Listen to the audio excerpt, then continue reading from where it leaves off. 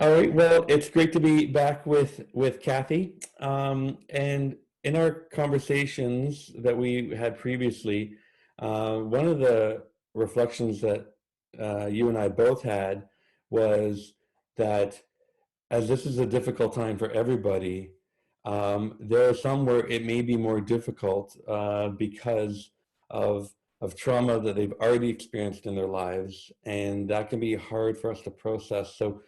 Um, it's interesting. I was just Kelly and I were talking because there was just some memories that kind of came back to me from my childhood. Nothing as severe as other stuff, but just memories of just like I think that that's important in terms of things that I struggle with, and so and I don't know if that's trauma, right? And so or it's just a hard memory. And so, can you help us to understand kind of what trauma is? Yeah. So trauma, I mean, we hear a lot about PTSD and these really big afflictions that people have. Uh, Trauma is not always the level of PTSD and that kind of reactivity. Trauma really is any stressful experience that happens to us that undermines our sense of safety in the world, our sense that the world is a safe place to be. So we respond to trauma in very different ways. And trauma can happen to us at any time in our life. So the way we respond to trauma as a child might be different from the way we respond as an adult. Okay. The way we respond to trauma is also deeply impacted by how safe we are in our social relationships and how long the trauma continues on. So it's really a multifaceted thing, but yeah, bottom line, it's when something happens to us, either physically or emotionally, that we no longer feel safe in what we now decide to be an unsafe world. Okay. Okay. All right. As even I'm processing that maybe, like I wasn't, I didn't witness a murder or anything like that, which I know people have, and that's, but even though it's not so severe, or maybe I reduce the severity of it because that's the way I would guess to cope with it. But like, Mm-hmm. how might trauma be affecting um, my mind or the mind of others? Like, how does our mind process these things? Okay, so we're talking in the context today of COVID, right? And in a sense, that all of us are experiencing a loss of safety right now. The possibility that any of us could contract COVID and die, that is traumatic for all of us. Most of us tick along most of the time in what some therapists and researchers call the window of tolerance. And in that window of tolerance, we can tolerate disappointments, frustrations, um, and we can manage. Okay, we can do something called regulate ourselves. Like we don't lose it, we don't fall apart. For people who have pre-existing pre-existing trauma, that window of tolerance is going to be much smaller, Hmm. right? Because they just don't have that resiliency. And again, this is impacted by how safe we all are in our social relationships, because our first instinct when we experience trauma is to turn to the people in our world whom we deem to be as safe, the people that we know are going to have our backs, right? So most of us have a friend or a partner or a church community. We can call somebody up and say, hey, I'm feeling really triggered today. I'm having a hard time. Can you help me? Right? If we don't have those social relationships that can kind of help us to regulate, often we go into this hyper aroused state where, anxiety takes over, where anger and rage can take over. It's that fight or flight place. And we can stay in there short term or we can stay in there long term. And that state is really moderated is not the right word, but there's lots of adrenaline going through our system. And over the long term, there's something called cortisol, the stress hormone that kind of runs our gears, so to speak. When fight or flight doesn't accomplish what we needed and we really start feeling trapped, we go into what's called like a hypo-aroused state. That's that freeze state that we talked about, Paul, Right. right? Okay. It's also called the collapse state. I'm helpless, I'm hopeless, I'm a victim. There's nothing I can do to get out of this. It's really like almost a dissociative state, right? Okay.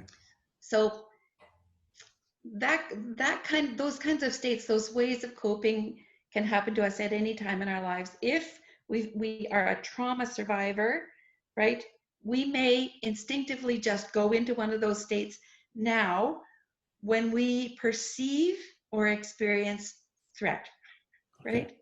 right? And again, as we talked about, it doesn't even have to be real, it just has to be perceived threat. Okay. And then So our ability to respond is impacted. so you said hypo. Hypo aroused You're or right. collapsed. And I'm not big on Latin. So hypo is just like you're shut down, and that's the Yeah, froze. And then yeah. so hyper would be the fight or flight kind of thing. Agitated. I Okay. like ready to run, flee, fight. It's really an active state. Okay. Whereas the hypo is really a frozen state. It's that deer in the headlights. I'm stuck. I can't move. I feel really trapped. I don't know where to go. And that being in that state, like because I've experienced that with clients in my office, they actually don't really hear my voice in the same way that they do when they're grounded. Um, some people tell me that they just even really have trouble talking when they're in that state. They just feel like they're not actually present, right? Hmm. It's a dark place to be. So the goal, whether you have pre-existing trauma or not, the goal is to stay regulated and to stay in that window of tolerance, right? Where we can handle stuff. So one of the books that I've been reading is by a guy named Bessel van der Kolk, and he's done a lot of work on trauma. And I'll just read you what he says. Self-regulation depends on having a friendly relationship with your own body. Without it, you have to rely on external regulation from medication, drugs, alcohol, constant reassurance, or compulsive compliance with the wishes of others. So again, as we talked about in our first session, Paul, the goal is really to pay attention to what's happening to me in this moment right now. So I would encourage people just to have like check-in points with yourself through the day and ask the question is, how am I really doing right now? Maybe you do it at breakfast or at break in the morning or at lunch or at supper. Like, what's happening with me? Am I breathing fast? Is my heart racing? Am I in that agitated state, or am I feeling like, wow, I'm just like a victim? And what do I need to do to get back into that grounded state?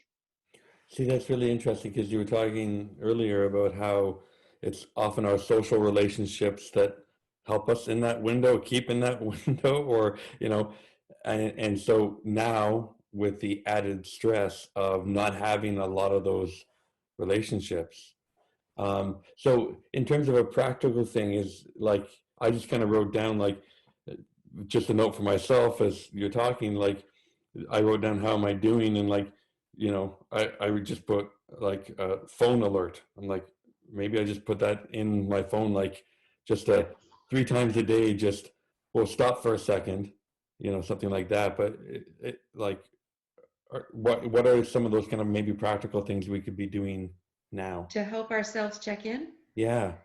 I think a phone alert is a great idea, or you just set an appointment with yourself, Yeah. morning, noon, night. How am I doing? And you can also, if you have someone that you're living with, they can be a mirror, and you can say like, sometimes I get really unaware of how I'm doing, and can you just like reflect to me what you see happening with me over the course of the day? And if your partner says, hey, I'm noticing that your tone of voice is changing, and you're screaming at me. Yeah. Right. Might be time for a check-in, Yeah. right? No, a small question. Or who knows? Might be a huge question, right? Maybe I'm minimizing it. Um, but so um, there's the hypo, the like in the shell. Then there's the hyper, like agitated state. Um, do people with trauma tend to gravitate to one or the other, or might they swing in between, or what might that look like? And the reason I'm asking is because sometimes we think, well, I don't have trauma because this bad thing, you know, didn't happen to me. But like I found people just as a pastor and not a counselor, but talking to, and they say, you know, well, like, I wasn't abused as a child. I just saw somebody die. But Yeah, they act like that's not a big thing. But that the is a other big things are thing. big, and they're all big things, right? So just how, just that sense of how might we identify we might have some trauma we're dealing with, and to Yeah, actually, this applies to me. yeah. One of the things I was reading talked about small t trauma. So small t trauma can be um, a child who's grown up in a really secure home, has been loved and cherished, goes to kindergarten, and the first day they're there, they encounter bullying, and they have no frame of reference for that. They get pushed around by somebody. They come home, and because they're in a safe place, they can probably process that with mom and dad, and mom and dad help them to find a way to understand that, a way to wrap their head around that, a way to know that here at home you're still safe. That's a small t trauma. A small t trauma can be the loss of a significant friendship, the loss of a job, the loss of a marriage. Um, those are all, I mean, we don't talk about them in terms of trauma, but they unsettled our sense of safety in the world. We're probably more familiar with the big T traumas, the World Trade Center collapse, wars, sexual assault, rape. Those are the things we hear about, and those are the things we call trauma. But trauma can happen on a very small scale, Okay. right? So for people who are kind of stuck at home and that, what's some of your advice for us? uh, Again, going back to our first session, Paul, really that fight or flight response, uh, it helps to be active, get out and do something, 30-minute walk, do something with your body. Don't isolate. When you get in, sorry, actually I want to say first, don't judge yourself. When you find yourself in that hyper aroused state, just kind of go, wow, I'm feeling this way today. It is what it is. I'm not crazy. This is a difficult situation. Um, I'm feeling this, and it's okay for me to feel this, right? Yeah. And don't isolate from others. It helps for us to talk about what we're experiencing, turn to others. If you get into that sense of, I'm helpless, I'm hopeless, I'm just a victim, if you can engage your thinking mind enough to realize that that's probably not true. We can be, to some extent, active agents in our own life. One thing you can do if you're feeling that victim is call Paul Miller and say, hey, I want to volunteer. What's going on with Westport Cares? I actually can be an active agent in the world and do something. I can call a friend. I know a friend who's really down. I can pick up the phone and call them. I can be helpful to other people. I'm actually not a victim. Hmm. Um, That made me think of, that whole love your neighbor as yourself, but like in loving our neighbor, we're actually loving ourselves as well because it does something for us, right? yes, And it for does something sure. to us. Yeah. For sure. Um, I think just even more fundamentally than that, I think for all of us, if we can develop a daily practice of prayer or meditation or whatever works for you, um, but that serves to really ground us, right, into that, because it's hard to. It puts us in the place of the present, right? I'm in this moment right here, right now. I'm focused on what's happening here. I'm focused on what's happening in my spiritual relationship with God or whoever you believe in. I think that that's fundamental to staying grounded, is having that daily practice of whatever works for you, right? Prayer, meditation. That's neat because a thought I had more recently is like, and for me, and in my beliefs, it's time for prayer. But I used to always try to do that in the morning because that's when people told me you're supposed to kind of do things like that. But what Mhm. I've tried recently and is much more helpful is I actually do that in the time where I'm actually maybe it's late at night and I'm like, all of a sudden I need a snack. Like everyone else is in bed and I'm alone with my thoughts and I need to, or when I'm struggling, it's like maybe that I'm trying to learn to take that as a time to, as a trigger to say, instead of going to making nachos at 11 o'clock at night, which is the most delicious time for Mhm. nachos, but instead of doing that, to actually make that my time where I just think, okay, I can, maybe, I don't think you're this way, but I can be an active agent in terms of redirecting this to be my time to reflect. I Yeah. don't know if that's right, Yeah. but Yeah. So the other thing that, on top of that daily practice is, when you notice that you have left your own window of tolerance, like we can almost all of us can just go outside, sit on a bench or sit on your front porch and pay attention to what is actually in front of you. What can I see? What are the colors that I see? What are the birds that I see? How many kinds of trees can I see? What are the things that I can hear? Like as I'm sitting here in my office, I can hear a bird chirping. I can hear the wind blowing in the pine trees. I can hear maybe voices off in the distance. And then I can pay attention to, how does it feel in my body just to sit here, in this bench? I can feel the texture of the bench. I can feel what it's like for my feet to be planted on the ground. It's really just a grounding exercise in what's happening in this moment right here, right now. What can I smell? Pay attention to the five senses. Um, that's something all of us can do. It's pretty easy. Or so 5 things that I can see, 5 things that I can hear, 5 things that I can touch. It's really bringing it back to this present moment. it's amazing to me how intertwined our bodies and our minds and our spirit all Oh, is, you know. yes, for sure. That's something I do with For the boys sure. sometimes. We're outside, like, what's the furthest away sound you can hear? Mm, Like some distant car on a road or something like that, right? Yeah. yeah, yeah. So I'm going to be putting up again all the contact info for places you can call during this time and support you can get for yourself or for teams. Um, the We've had a few questions come in and that for in terms of Westport Asks at gmail.com, which is down below, um, and that we can look at in the coming weeks. So I want people to definitely get in touch with us that way. If you have a question or an area that you want to ask about, to definitely Mhm. email there. But any closing thoughts about kind of going into this difficult time, already having trauma in our lives? Just be aware that your reactions to things may be more intense than the people around you, and that's okay. It's Mm. just to recognize that if you are a trauma survivor, that's going to be your reality. And it doesn't mean that it's a hopeless diagnosis.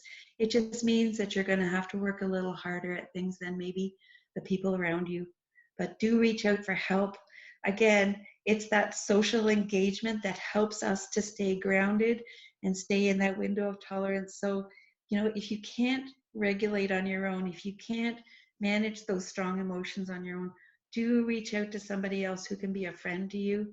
I was listening to something on CBC a couple weeks ago about the value of touch and grounding, and they said even just hearing somebody's voice on the phone can be really effective in helping us to be grounded and staying okay. There's also a couple of good books that I want to recommend on trauma. That kind of the Bible on trauma is a book called Trauma and Recovery by Judith Herman. And it's really helpful at understanding trauma, um, the implications of trauma on our bodies, the process of recovering from trauma, and ultimately making meaning of our trauma and redeeming that trauma in a sense so that you could be helpful to people in the world around you. Um, Another book that's a little bit more complicated is by Bessel van der Kolk. It's called The Body Keeps the Score, Brain, Mind, and Body in the Healing of Trauma. Both really good books in your journey of understanding your own trauma and and what that's going to mean for your life. That's awesome. Kathy, thank you so much. Really appreciate it. And You're I know very people are welcome. really appreciating this as well. Okay, good to All right. talk, Paul. We'll talk to you soon. Bye. Yep.